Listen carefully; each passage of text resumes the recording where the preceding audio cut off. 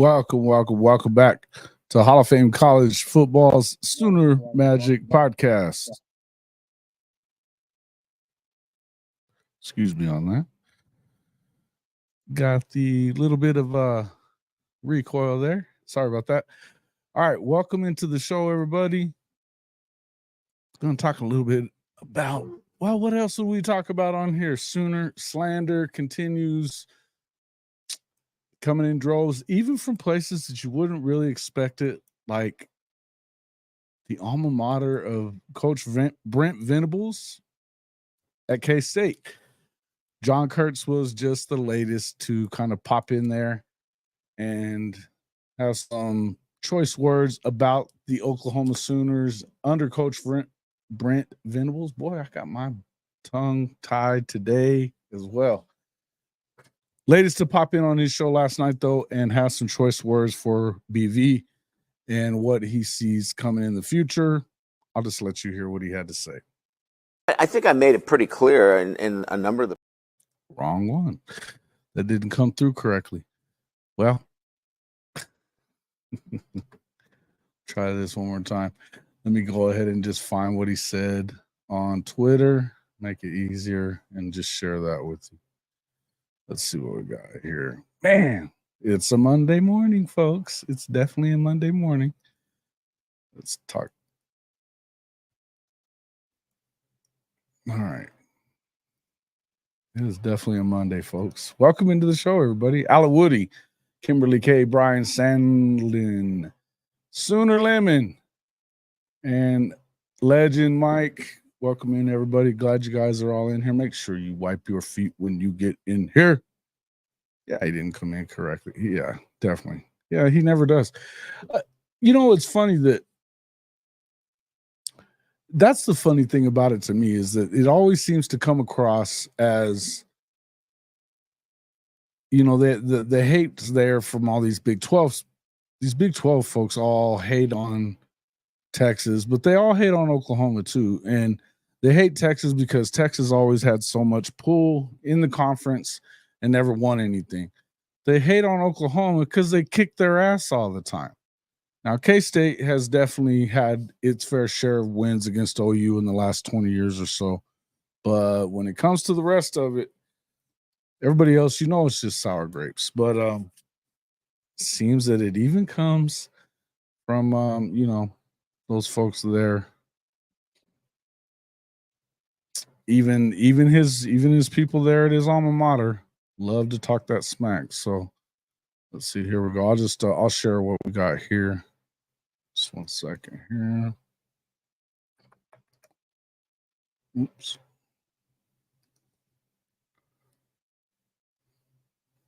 Let me know that you guys can hear this as soon as I get it started, okay? Yeah, I think OU may be in for a bit of a rude awakening there at first. I certainly believe more in Texas the first couple of years in the SEC than I do Oklahoma. And I know Oklahoma's got better infrastructure, like just better history, but I am not a Brent Venables believer. He's a K-State guy. I am not a Brent Venables believer as being an elite head coach right now. I certainly have not seen that. And I think it will be tough for them. I'm also not going to say that they will turn into Arkansas. I would imagine that they will have more success than that. But it's going to be really interesting because somebody does have to lose games somewhere. Yeah, I think OU may be in for a bit of a rude awakening. Somebody does have to lose games somewhere. He says, yeah, they do. Nobody has any faith in Oklahoma. Keep doubting. Yeah, no doubt. Doesn't come correctly. Just a bitter X. Yeah, and that was what I was honestly, my feelings on Kurtz is the fact that Oklahoma turned down K-State twice, or Venables turned down K-State twice to become their head coach. Once whenever they gave the job to Prince, and then whenever they gave the job to Kleiman as well. And that's noted. Everybody knows that that's a fact. And so even though he's a K-State alum and did his thing there, they definitely were a little bit upset with the fact that he did not do that.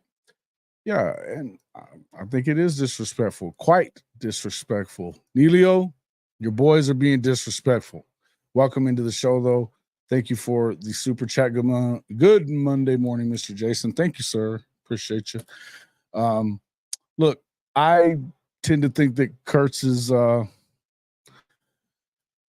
he's decent at what he does for the most part. I mean, he keeps his eyes on what's going on within all that stuff with the realignment, all that stuff. He's kind of built a name for himself on YouTube doing that kind of stuff. He does live streams all the time, and he's admittedly slanted from the Big 12 perspective. I don't even blame him for that. What I don't understand is this continuous and constant hatred of BV, and if it's coming from that, and this is coming from throughout the Big 12 conference. Struggle to understand it, particularly coming from a guy like Kurtz, because of the fact that you know very well that the guy is just flat out. It sounds like sour grapes to me. Twice he turned down an opportunity to become head coach there at K-State. I think that and that's not the only place that he's turned down. He turned down the Auburn job, I know, at least once. He's turned down a number of other jobs that he possibly could have had. He wanted the Oklahoma job. He's got the Oklahoma job. And now, even though he flipped it around in 1 year's time, turning it from a flaming wreck that Lincoln Riley left it into a 10-win team in year 2, the slander continues to come. And Duke Silver Sooner, I absolutely agree with you on this. Why anyone has any stock in Texas rolling into the SEC is beyond me. Their defense is garbage. Their entire pass catchers are new and unproven. Brooks is gone. I don't get the hype.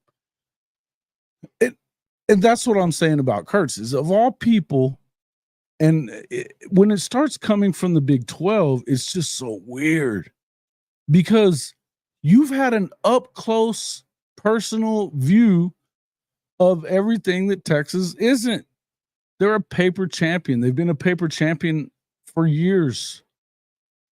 They slide in there and get one freaking conference title in the last 14 years. On their way out, they lose all of their best players to the draft or elsewhere.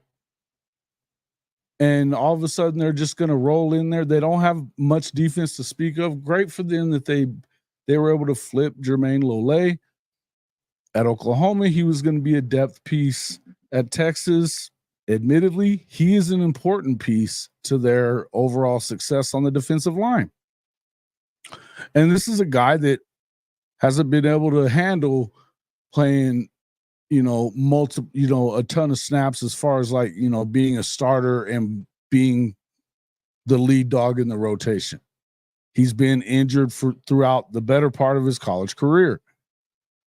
But yet, the expectations are just that everything is going to click for Texas and roll. And that even came from Kurtz there.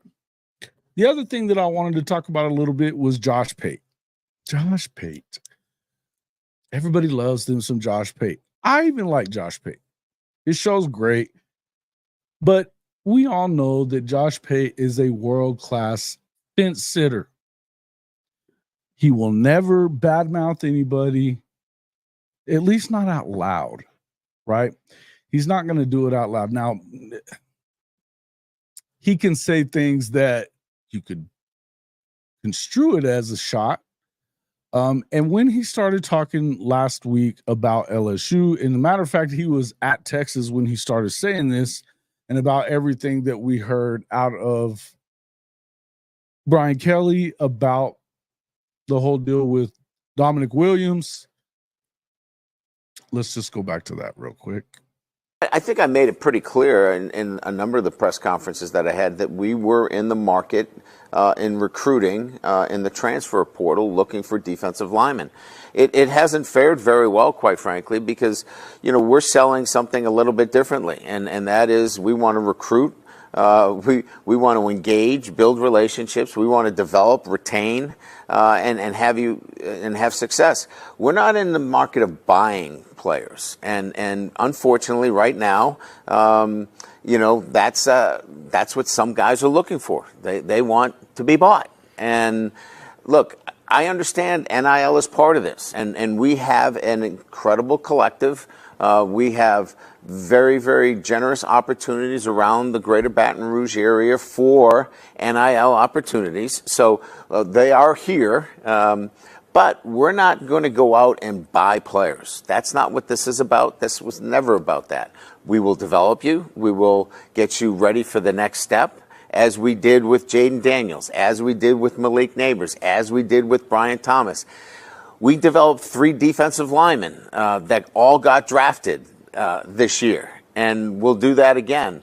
But if you're just looking to get paid, you're looking in the wrong place. If you like all the things that we do here in developing our players, bringing you into a championship program, playing in front of the best fan base in America, playing for championships, and having an opportunity for NIL, you should be a Tiger. But if you just want to get paid, this is not the place for you. You should be a Tiger. That fake accent is hilarious to me. You should be a Tiger. All right. So with Josh Pate, he comes in and says, well, he's not wrong. He's not wrong, and I don't think that he was wrong for him to say that, blah, blah, blah, blah, blah, blah, blah. Taken up for, and this is what, listen, and I posted a little comment in the comment section of that video. That's standard Josh Pate. He's a total fence sitter. He's not going to say anything bad directly about Brian Kelly or what he has to say. He didn't exactly say anything about Oklahoma or, for that matter, Dominic Williams either, but he did not either. That's the part that bothers me about it, is that all of this talk that goes on about these players too, that they want to be bought and this and that, and the numbers that are getting thrown out there, what the number was that he wanted and all this and that. First of all, nobody has released that number. You've got people like the idiots at Orange Bloods and, places like that are out there bandying about how much money was going to be spent on Dominic Williams. That's what they use to be able to say, okay, well, this is why we're able to flip. This is exactly why they flipped Lole as well. I'm not even saying that Lole's not a good player. I'm telling you that he was clearly both Texas and LSU and USC. I'm sorry, I don't know for sure about LSU, but Texas and USC, I know, used the fact that they won the services. Oklahoma won the services of Dominic Williams. They tried to throw it out there about how much money was supposedly offered to him. Whether or not they know that or not, who knows? Okay. But they use that to make him feel less needed at Oklahoma in comparison to what Dominic Williams was. Well, the truth be told, he was the secondary piece. He was the guy that they had already picked up, but they wanted Dominic Williams. Just like LSU wanted him, just like Texas wanted him, just like USC wanted him, just like Missouri wanted him. It is what it is. That's a fact. Now, whatever they paid for him, okay, fine.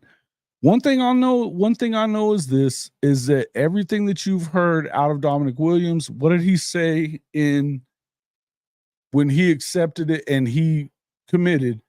He said that he was glad to be there. And why? He used those same words that we continue to hear. Oklahoma made him a priority, and the relationships that he built over that process with Coach Bates, Coach Venables, that includes his family and everything else. It was about that and him wanting to be a Sooner, right? Does money have something to do with it? Duh. Of course it does. Of course it does. This is the new college football that we live in. But what bothers me is that continued ridiculous attitude about, as long as you're the school that gets this guy, then it's not just about money. Then it's about whatever. You want to build relationships. Brian Kelly says that. We're going to build relationships. We're going to develop you. Blah, blah, blah, blah, blah. But we're not going to buy you. Since when in the hell does LSU not buy football players? Before the NIL was a thing, I seem to remember Odell Beckham Jr. out there freaking forking over cash to players on the field after they won the Natty. You know, it was going on. We watched it in front of us live. And yet now they don't pay for players. Now that it's legal to pay for players through the NIL, come on. Give me a freaking break.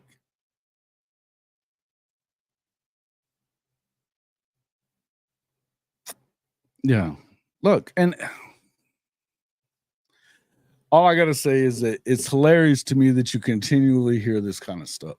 And then for, when coming back to John Kurtz, it's funny to me because how does it that these Big 12 folks, any of them, and I don't care if you like Oklahoma, hate on them if you want to. Hate on Brent Venables if you want to.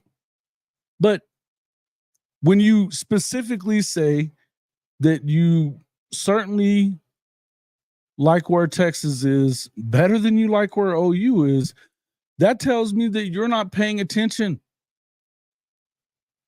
You're not paying attention. Because if you can actually look down there at what they have at Texas heading into this thing, last year, were they in better shape than Oklahoma? Probably. 11 guys got drafted. 11. How many times have you seen that many folks get drafted off of a football team and them turn around and be the exact same team that they were the year before? It's almost impossible. It almost never, ever would happen. Are they loaded still? Do they still have really good talent that they've brought in through recruiting? Of course they are. Of course they did. But this is what Texas always does. They always recruit well. The biggest part of what they did was through the portal, as you saw through Josh Pate's rankings of transfer portal. LSU in the transfer portal ranked 16th in the SEC and who they brought in. Oklahoma was about midway. Texas, number 4. They brought in guys from Alabama, a couple of them on the offensive side, but the guys they brought in on the defensive side didn't end up hanging around. That's their biggest issue, if you ask me, is you lost Sweat. You lost both your big boys on the defensive line, Sweat and Murphy. They both go within the first 3 rounds of the draft. Not only that, you lost Bo Davis. He's at LSU. And clearly he struggles to recruit because they didn't land. Not just did they not land Dominic Williams, but they didn't land the kid that ended up at Miami. Any of the 3 major targets that they had, they've been talking about this for 2 weeks at LSU, is that this is a problem. This is a dire need, and they haven't filled it. So what do you do if you're Brian Kelly? You go on damage control and start putting it off on freaking players. Why is it that it's wrong for the players to get what? I don't care if it was $1.5 million. If Venables decided that it was worth making that move and he could sell it to his football team, that this is our opportunity to win and to win now, then so be it. Whatever the price was. And I don't know that that's what it was. In fact, I doubt that's what it was. I've heard that it was a high number. I have heard that. Fine. I don't care what it was. It doesn't matter what it was. The fact is, don't tell me that you won't buy the players, because what did you're going to tell me they didn't pay big money for Jaden Daniels 2 years ago coming out of Arizona State? He was the number one transfer quarterback out there. They go grab him up. He wins the Heisman. Or I guess he was number 2 because it was the same time as Caleb Williams. But we all knew where Caleb Williams was going. They gave Caleb Williams $10 million freaking dollars. From everything that you hear coming out of SC, $10 million.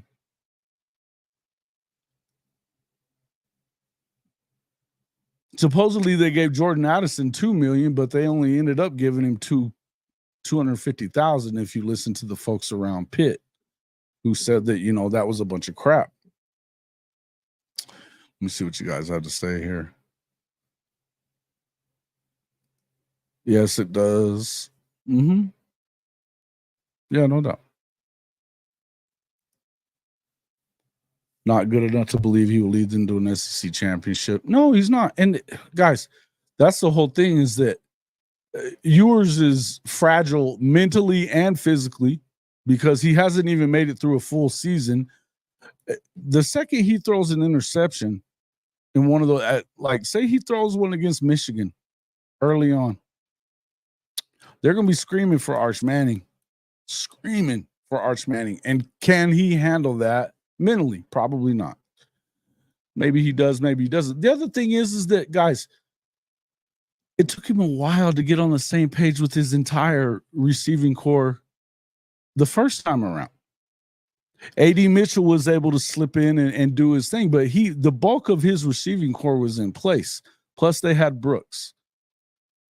None of those guys, all top 5 of his pass catchers from a year ago are gone. Yes, I like Isaiah Poe as well. He's good. I like Nyblack. I don't like either one of them as much as I would have liked either Worthy, A.D. Mitchell, or Jatavion Sanders. I don't like them more than that. Do I like Jaden Blue? Yes. Do I like CJ Baxter? Yep. Do I like him as much as Brooks? Nope. I don't. Bottom line is they have to, and all of that has to come together perfectly for them to look. I mean, they couldn't beat Oklahoma last year with all those guys. But now all of a sudden they're better than OU coming in. What is that? Make that make sense. Make that make sense. Because it doesn't. It just doesn't.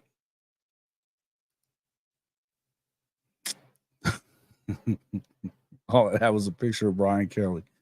Yes. Yeah. And listen, Coach will tell you all about when he was at Notre Dame.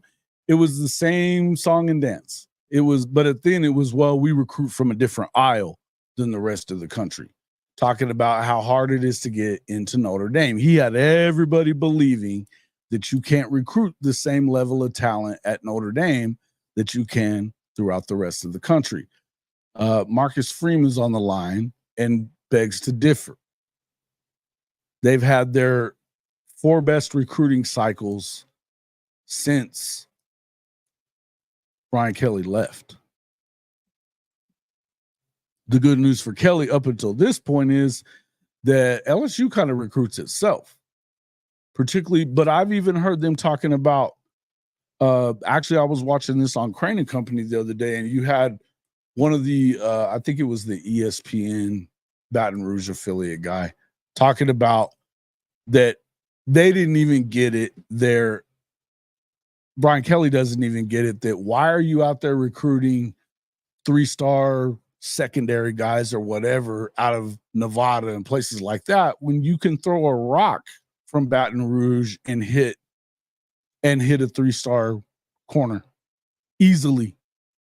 And every other position for that matter as well. Louisiana is a talent-rich state, whether or not, and I've told you guys many times what I think about stars. They don't matter as much as people make them out to. Same approach going about recruiting players and they run their programs. The difference is Venables is genuine. Yeah. Kelly's a blowhard is what he is. Definitely too much stalking yards. Yeah, the whole Oklahoma thing. Mm-hmm. Yeah, listen.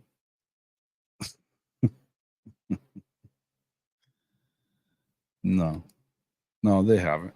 If they had, they wouldn't have went so heavy. I mean, look, Jay showed you on K Chris's show whenever I was on this past week on Thursday, and Jay put up those numbers of the returning production to Oklahoma that was at Oklahoma versus what was at Texas last year. They had a total of 8 receptions from Jonte Cook. That's all they've got coming back. The rest of them are all brand new. Oklahoma has over 2,500 yards in production coming back, and that's not including having, Deion Burks as well, who would have added it's another 700 plus yards or somewhere around there, and 7 or 8 touchdowns. You're getting most of it back. You're replacing Stoops with Burks, and then the hope is that Andrel Anthony comes back and is anywhere close to what he was a year ago. Yeah. Mm-hmm. Who recognized recently as the number 1 program in the history of college football? I don't know who said that. That's cool, but I don't know who said that. I would say that you're probably your top 2 or 3 at least. I mean, you've had more conference championships than anybody else. The Heismans are up there. Wins are up there, especially wins post World War II, which a lot of people, you start looking back on what the only thing that Oklahoma or that Texas has over Oklahoma in the series is the overall records, back when they were wearing leather, no helmets, and, the football was the size of a freaking medicine ball. Mm-hmm. Tebow's a liar. Yeah, we know that. We all know that. Yeah, I think so too. And look, they ended up with Dominic McKinley, but only because of what happened at A&M. If it hadn't been for what's his name, Robinson, their coach over there, that he went to Syracuse. That's the only reason that Dominic McKinley ended up back at LSU. Plus the fact that he fired his entire defense from a year, or his defensive staff from a year ago. And from what I understood, somebody had really pissed off his mother by, it was just a lot of crap that everybody could see through. She caught them lying. And therefore, that's why there was ever an opportunity for him to even be an Oklahoma guy, because flat out, they were not going to send him to LSU with that guy. If it hadn't been for them firing that entire staff, McKinley wouldn't be there. But they're going to have to depend on Dominic McKinley being that guy as a freshman in order for them to live up to these lofty ranks. Texas isn't the only school that's going to be living up to this ridiculous belief that, I mean, everybody's talking about LSU. I like their offense. I like their quarterback. I know that they're going to have to show that they can run the ball better, because they don't have a quarterback that can run it like Jaden Daniels could. They also are going to have to show that they can play a little bit of defense. Their secondary was awful, and they weren't getting it done. But I think they're going to struggle, and they think they're going to struggle on the defensive line. I think it's going to be hard. 7 wins in 25. Yeah, they're like 18-7 in the last 25 years. Oklahoma's 18-7 against Texas. Again, this is why I don't understand why anybody in the Big 12 of all people would believe in Texas over Oklahoma when it comes to who's going to do better in the SEC. This Arkansas / Nebraska, the new Nebraska or new Arkansas of the SEC, whatever, is ridiculous talk. It's the most ridiculous thing ever. We could talk about why Nebraska is what they are. And I think that it's asinine that they've turned into what they turned into, but it was a simple reason of why they did. They lost their pipeline into Texas. Oklahoma didn't. When they went to the Big Ten and they were not going to be playing 2 to 3 to 4 games a year in the state of Texas, they lost their recruiting pipeline into Texas. Oklahoma is going to continue to play, and they border with the state. They're a blue blood. They play Texas every year. They're going to play A&M at least every other year moving forward after this first 2 years are done. That's not going away. It's not going away.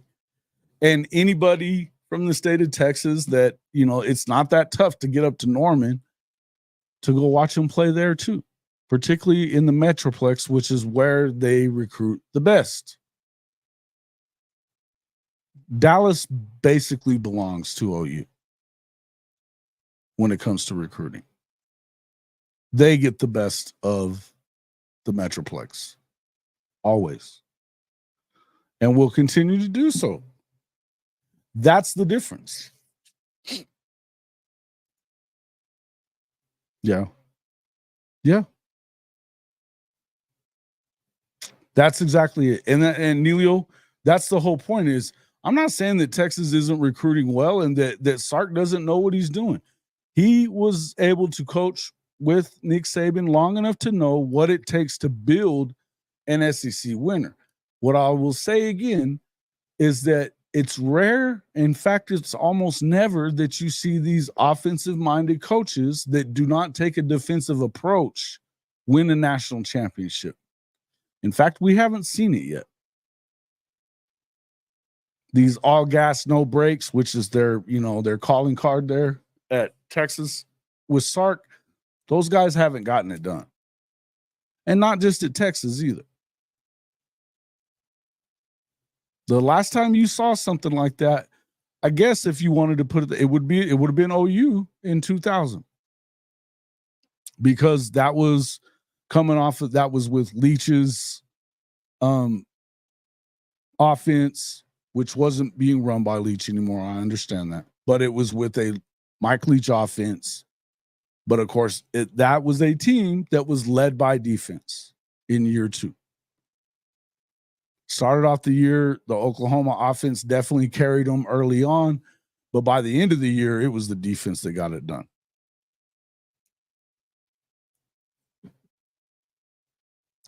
I just feel like that's where you're headed. Absolutely. Yeah, if Texas was going to win one, they were going to do it last year. I agree. And really, man, Washington gave them every opportunity in the world to go to win that game. And Quinn Ewers gagged away. He didn't even want to throw it at the end zone from the 12. He didn't even want to throw it at the end zone. What in the hell was that about? It was unbelievable to me. They ran that one play, threw it towards the sideline. And if that kid hadn't gotten out of bounds and they had no timeouts left, they were screwed. It would have been over with. Done. I don't remember if it was Blue or Baxter, but one of them got out of bounds on that little stupid out route that he threw to the running back, and he got out of bounds. But if he hadn't, that's game over right there. 4 shots from the 12, and they only take the last one at the end zone. Unbelievable to me. Unbelievable to me. And then, yeah. Well, and that's the thing, the injury, it would have never got to that point had it not been for the fact that the kid runs. They were doing what they were supposed to do at Washington, run the ball, get it down, and let the clock run out. And had it not been for that, they got an extra timeout basically because of the injury timeout. If had it not been for that, Texas wouldn't have gotten another shot there. But the truth is, what was it? I mean, they didn't have a secondary to speak of either. What are we talking about? Why in the world, if you're Texas, can you not find a way to win that game? Unbelievable to me. And then, you know, maybe they do, maybe they don't beat Michigan, but they could have. They could have. It's just the kind of game that Sark would have lost. But again, if you're going to win one, that should have been the one to do it. Should have been the one to do it. Mm-hmm. Yeah. No, I agree. I agree. Yeah. Yeah, I think so, man. I think so. They're going to be somewhere in the middle, grasping for D linemen who can get it done.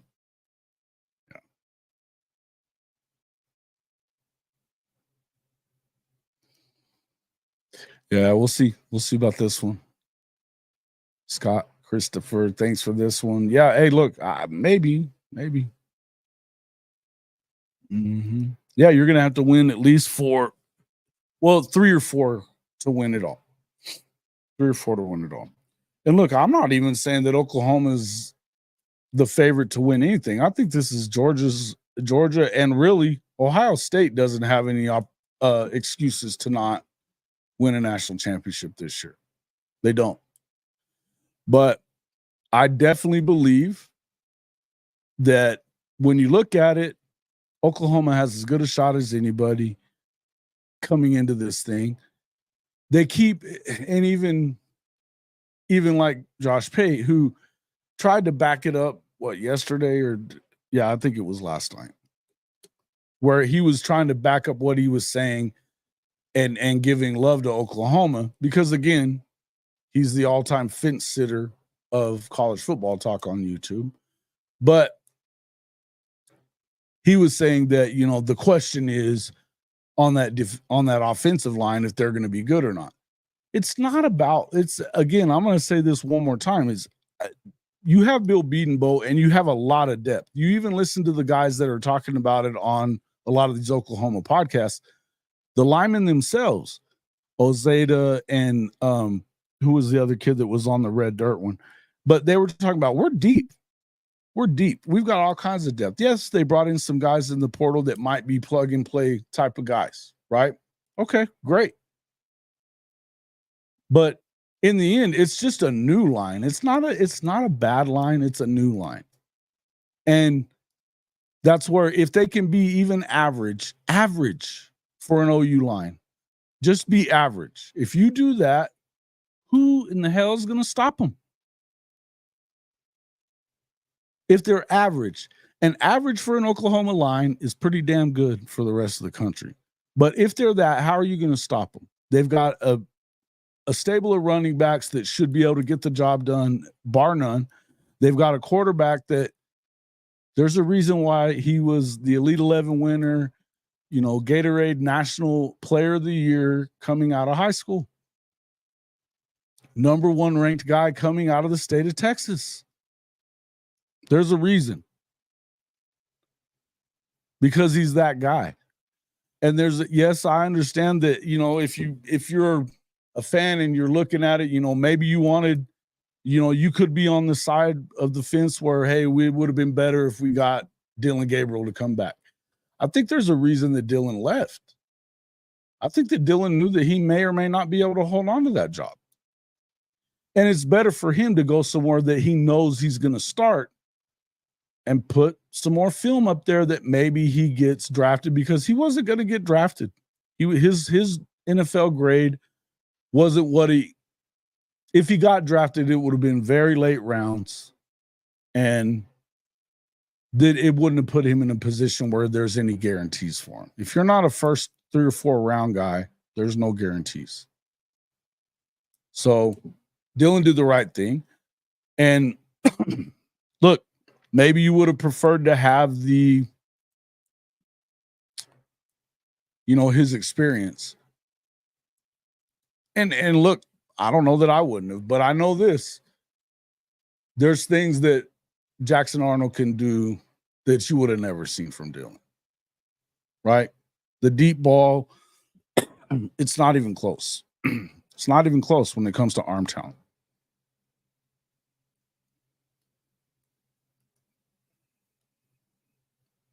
Yes. Mm-hmm.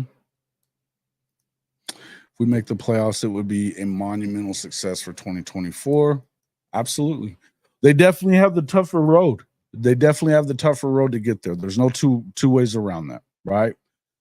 Lamont Rogers from Mesquite visiting in June. Yeah, legend. I do too. I like him as well. Yes, I think we beat Texas for sure. I think Oklahoma beats Texas. I don't see how this Texas team beats Oklahoma. I don't. Because they couldn't do it with that team that I think was way better last year than what this team's going to be.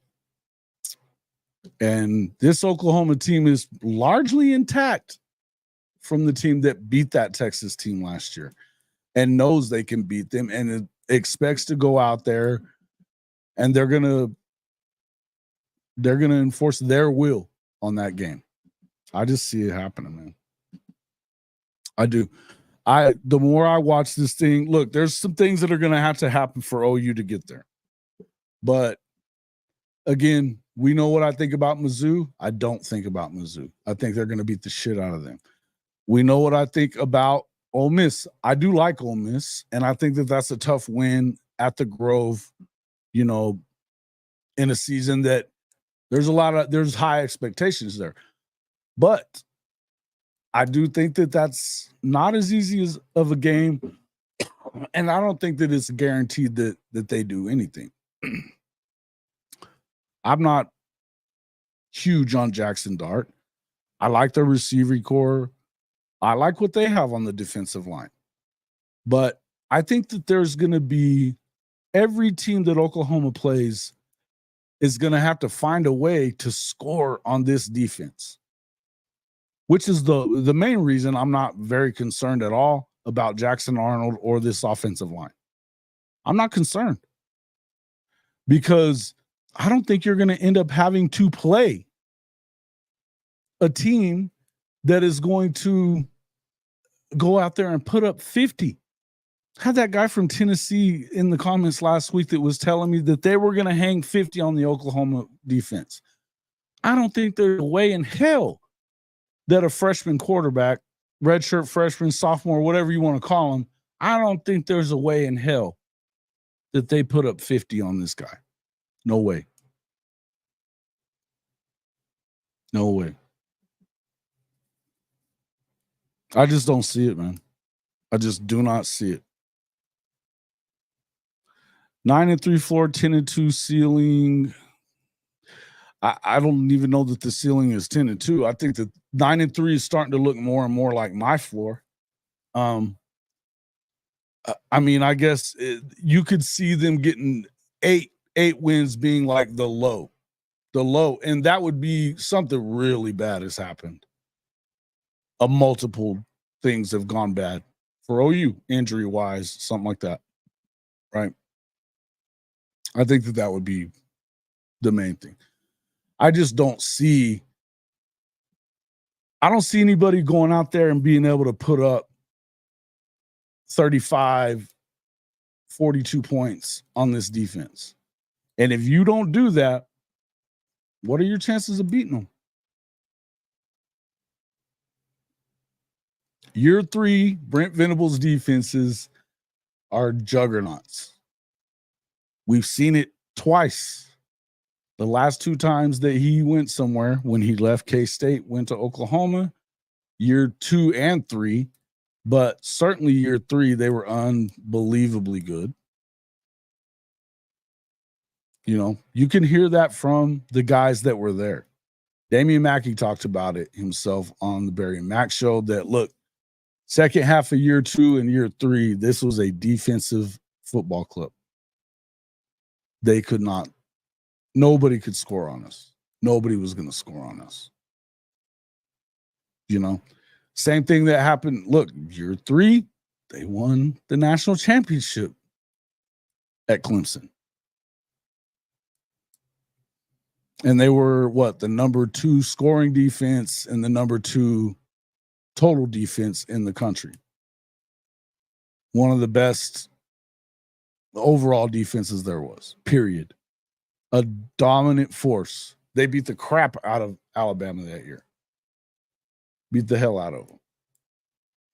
So, yeah.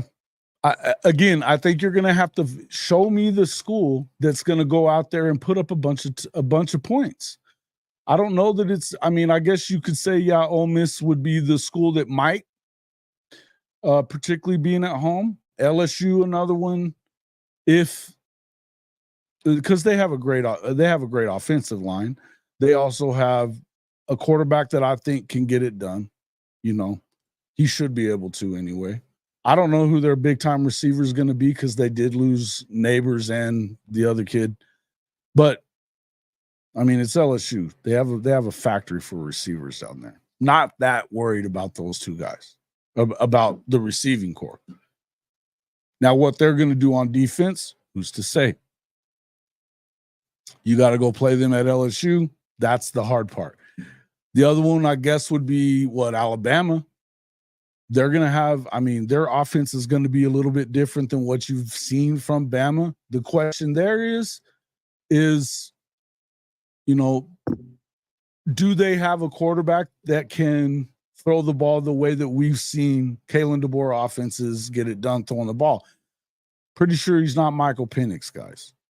I don't know that you have to be, because I think that Kalen DeBoer is smart enough to know you can do what you can with what you have. And I do believe, look, I'm not saying anything bad about the quarterback or the offensive situation there at Alabama. I think they're good.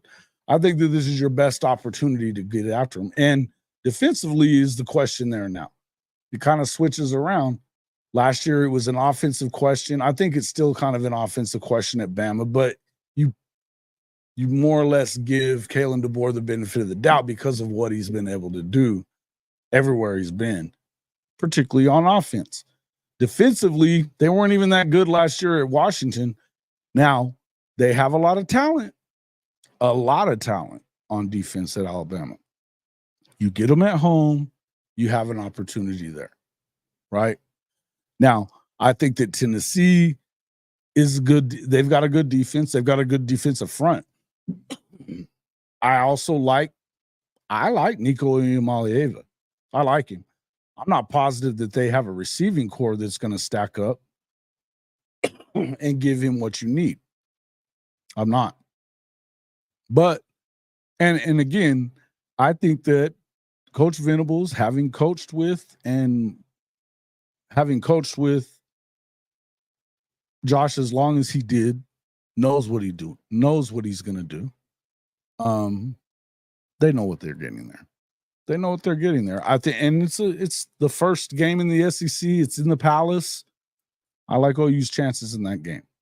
Could they lose 2 to 3 games? Yeah, they could. Could they go 11-1 maybe? Yes, they could. Yes, they could. I think they really could. We're going to find out. I think for them to lose 4 games, a lot of bad stuff has had to happen. Yeah, Keaton, I agree. There's not a single game that screams L. Hey, yeah, love that too. All that smack about Texas baseball or Okie Light baseball and Texas softball and Okie Light softball for that matter. And guess what? Still didn't do it. Yeah, they got to get the running game going. There's no reason why you shouldn't. Yeah, that was kind of funny to me too.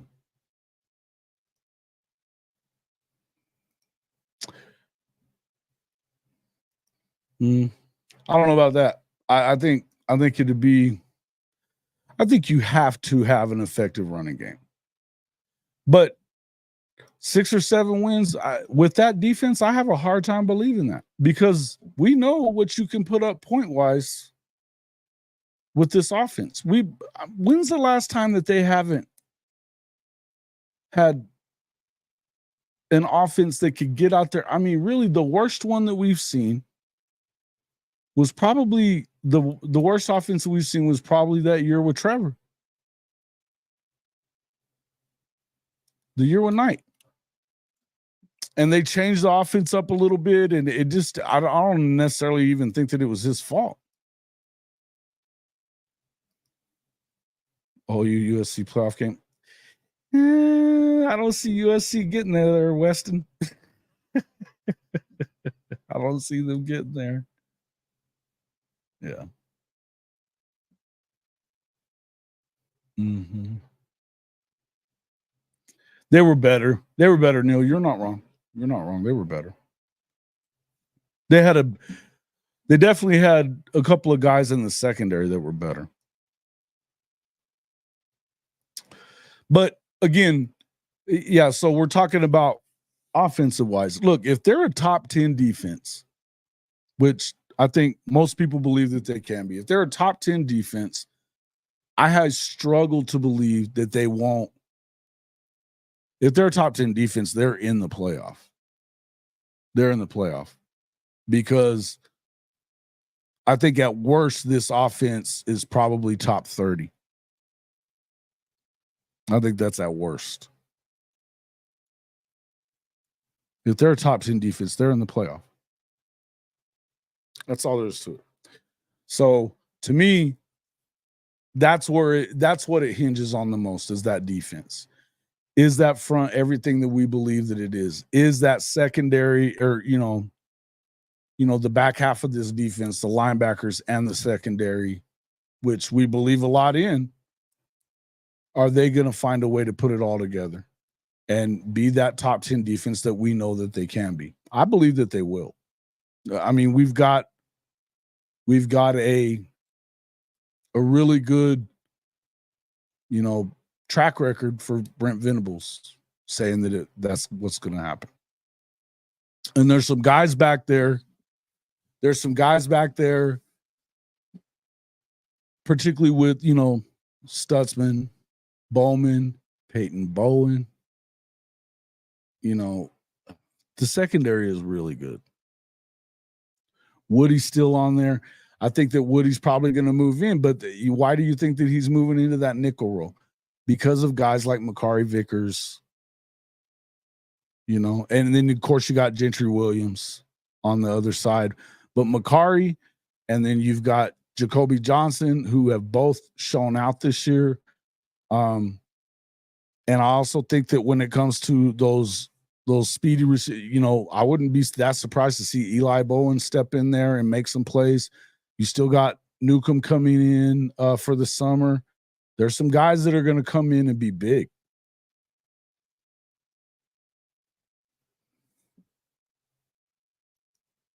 Yeah. Yeah, Brian. Yeah, they're not buying players though.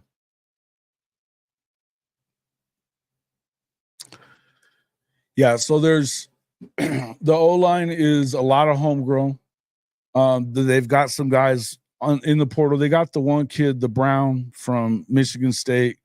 They got the other kid that came from SC, who had previously been at Florida before that. I think that he's looking like he's better, just because he's working with Schmitty. That's the guy that I expect to be probably playing left tackle. Jacob Sexton, though, is definitely the guy. And you can probably play him anywhere, but I suspect that he's probably going to play right tackle. And then you were able to go and get the kid from SMU, the center. But I think that Joshua Bates was starting to prove himself as ready to rock and roll. He's another homegrown kid. Hito Zeta. Then you've got, what's his name from Wewu, out of Fabechi Wewu from North Texas. There was another freshman All-American guard. I think they're in good shape. They're not in a situation that it's dire straits here. It's freaking Bill Bedenbaugh, for God's sakes, folks. It's Bill Bedenbaugh. So, yeah, I don't know. But yeah, good question. I just think that when you start looking at who you've got there, I like where Oklahoma's at. I do. I think that it's an easy narrative for people to have because of the fact that you are replacing them all. And look, would they have been better if they had Caden Green? Yeah, they would have been. Yeah, they would have been. Because Caden Green was that guy. He started 7 games as a true freshman. Would they have been better? Yes. They've got some freshman guys right now that, EPL's got a brother in the NFL, Eddie Pierre-Louis. He wasn't here for spring. He's a Tampa Catholic kid. He doesn't graduate until I guess this month or whatever. But that kid looks like, he was the number 1 interior offensive lineman by some, according to some of the recruiting services. Then you had the other kid from California.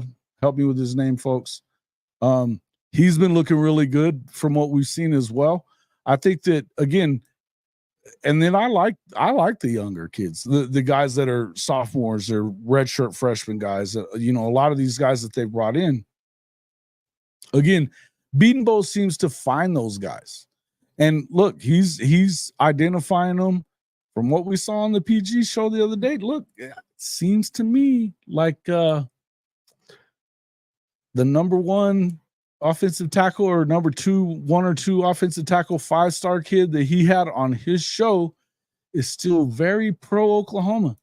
So again, I see moving forward, I don't see this getting worse. I see it getting better. I just do. They are going to be good. They're going to be stout. Are they going to be perfect on the O-line? No, probably not. But again, I don't think you have to do much other than be average for an Oklahoma line. I think if you're average and you can go out there and be good enough. Somebody said something about Gavin Sawchuk, having a really good second half of the year, which he did. What? 5 straight 100-yard games last year. Major and Barnes averaged under 4 yards a carry. Yeah, and I think that Javonte wasn't healthy all of last year. I continue to be fairly surprised that Javonte is coming back. That tells you how much they trust and love, DeMarco. But I think that, with Hicks, he looks like he's just ready. Man, huge. He's got burst. I think he can be that short yardage guy. Xavier Robinson, he's already the size and he's got speed, but he's just he plays the way that you want a running back to play, is particularly in the SEC, that, run through the middle, loves contact kind of guy. Love him. We haven't seen Taylor Tatum yet. And I'm telling you, if you think that guy isn't going to make an impact in year 1, you might want to go and look at some of his film. He's a different cat. He destroys angles. Destroys them. And he's big, strong, type of guy that can do things that he's on another level of most running backs. There's a reason why he was the top-rated back coming out in the 24 class. There's a reason why everybody wanted him, including Lincoln at SC. Different kind of dude. I don't see him being a red shirt type. They're going to find reasons for ways to get him involved. And he talked a lot about getting involved in the passing game as well. He enjoys working out of the slot and doing some of that other stuff. He's that kind of dude that he can make an impact in a lot of ways. A lot of ways. If you looked at it coming in, and Gavin Sawchuk, I believe that Gavin's going to be a hell of a player still. I think that he has been. The main thing with Gavin and Javonte is simple. Stay healthy. Stay healthy. Don't get banged up and lose half of the year or more. Don't do it. Because where that competition, it's just kind of like what we were talking about. We've talked about it in the linebacker room. We've talked about it in the secondary room. We've talked about it everywhere. And that includes at the receiver spot. Look at this. There's guys that this receiver room is super deep. We haven't even talked about guys like either of the Zions that are coming in as freshmen, Zion Reagans or Zion. Oh man, what's that other kid's last name? They're studs, both of them. Reagan's the little guy that's got all kinds of speed. He's a Deion Burks type of guy, but smaller. And then you've got, Jaquez Petaway hasn't really gotten an opportunity to show his thing yet. This guy's studly fast and huge too. I don't know where he fits in this year, right? I don't know where he fits in this year. There's a lot of guys. When you start looking at Deion Burks, Andrell Anthony, Nick Six, Jaden Gibson was probably the alpha dog the entire second half of the season at receiver. You've got tight end help. I still believe that, I like that they brought in a guy from the portal, a guy that you think that you're going to get something out of there. But I still believe that the freshman that you got, guys, there's a reason he was a top 5 overall recruit for the 25 class. They're really good. Yeah, Kearney. That's who I was talking about. Zion Kearney. Studs, right? You don't even, the thing is like whether or not you could see that Zion Kearney, I think Zion Reagan is probably one of those guys that you probably want to have him on return teams, because of that speed and his ability. If you've watched anything from that guy, wow. Amazing athlete. When you see those little dudes like that are just that guy. Ivan Carrion. Yes, Jordan. Love him too. I'm a fan of Ivan Carrion. There's a 6'6.5" dude with unbelievable ball skills and some speed too. Good grief, man. Yeah, I think he's very similar to Hollywood. I was fixed to say very, very similar speed-wise and all that stuff. Same kind of thing. And I think that if you're looking at it, as much as we love right now Deion Burks, that's what you're probably going to see in a year or two from Zion Reagans. Right? Whew. Stud. Love it. But these are, these are weapons that nobody, you had, of course it was on 3. They had Oklahoma's receiving core ranked, 9 out of 10 in the top 10? It's blasphemous. Unbelievable. Unbelievable.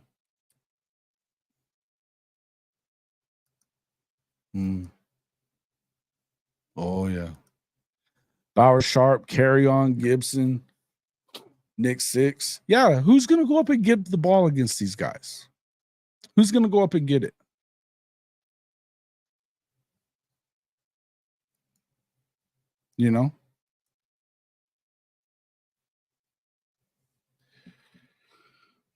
All right.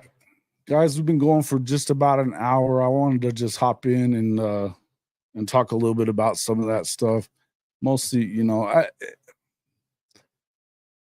don't know why I feel like this is something I got to do a lot, but I do want, guys, keep receipts on this shit. Keep receipts. When you see something, bookmark it on Twitter or do whatever you got to do. Bookmark these certain videos where you're seeing a lot of this stuff. Go and find that one from last night from John Kurtz where he's talking about that. And it's not the first time in the last couple of weeks that he's done that. He loved it whenever old Barry came on and was saying kind of the same thing from the Oklahoman. They're loving that. For whatever reason, they're loving that. It amazes me, though, that Big 12 talking heads who have seen this up close for years and years and years, the paper champion that is Texas, would, with a straight face, tell you that they believe in Texas more than they do OU. It's crazy talk. Silly talk, man. Yeah. Yeah, he got a little loose last night. Curtsy. And like I said, Neil, I actually like the guy most of the time. You know what I mean? Because generally speaking, up until the last few weeks, he's been more, well, as you should be as a Big 12 fan, and telling it like it is when it comes to Texas. They're a paper champion. They've always been a paper champion. They always win the offseason and never win what's going on, Yeah, and I don't even mind him. You know what I mean? But lately, he's got a thing, and he just flat out said that he does not believe in Coach Venables. A K-State alum doesn't believe in it. Okay. You get to be on the list there, John. You get to be on the list. We're going to have to dog you out whenever he does better. It's just going to be how it is. Well, it is what it is. It is what it is. But guys, thanks so much for coming in here. And he did say it with his chest. He did. Let's do this. Let's just remind everybody one more time.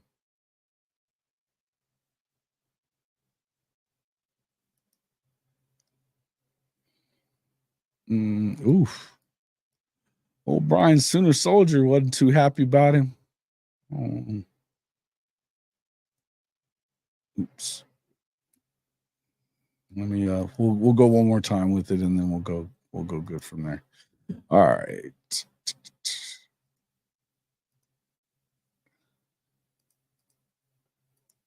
Yeah, I think OU may be in for a bit of a rude awakening there at first. I certainly believe more in Texas the first couple of years in the SEC than I do Oklahoma. And I know Oklahoma's got better infrastructure, like just better history, but I am not a Brent Venables believer.